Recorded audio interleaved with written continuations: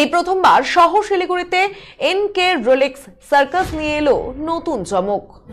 বহু বছর পর শিলিগুড়িতে ফিরছে সার্কাস। আগামীকাল থেকে শিলিগুড়ি জলপাই মোড়ে প্রথমবার এনকে রোলেক্স সার্কাস নিয়ে আসতে চলেছে তাদের খেলা।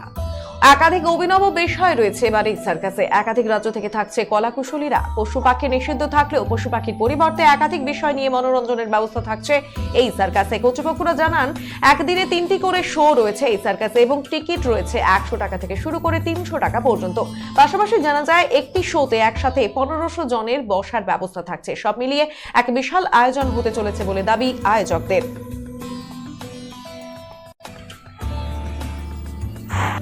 ব্যাপার একটাই বিষয় আছে যে 14-15 বছরের ছেলে মেয়ে রাখা যাবে না। যে মেয়েটা 16-17 বছরের বয়স, সেই মেয়েটা তো বিয়ের উপযুক্ত হয়ে যাবে, সে তো নতুন করে কোনো খেলা শিখতে পারবে না। তাই সার্কাস জানুয়ার চলে যাওয়ার পর তো এফেক্ট পড়েছে। আজ থেকে 15-20 বছর আগে মানুষ গরুর গাড়ি করে আসতো, তখন কিন্তু এত গাড়ির শাসন ছিল না। 1 দিন 2 দিন 4 দিন 5 দিন মানুষ টিকিট পেত না, টিকিট না পেয়ে ঘুরে যেত। এরকমই দিন গেছে। শিবানে আমরা যখন 2000 সালের সার্কাস ওখানে লাগিয়েছিলাম, নটরাজ সার্কাস, বাঘের খেলা 1টার সময় খেলা হলো, 4টের দিকে আমাদের গভর্নমেন্টে নুকিয়েছিল খেলা দেখানো বন্ধ করতে হবে। রাখি পূর্ণিমা, ভাই ফোঁটা, যেটা আমি ঘরে আনন্দ না পাই তার থেকে কিন্তু সার্কাসে বেশি পাই। কেন প্রত্যেকটা মেয়েরা, কেউ দাদু, কেউ ভাই, কেউ মামা, মানে একটা বাড়ির পরিবারের থেকে এখানে একটা আলাদা জিনিস।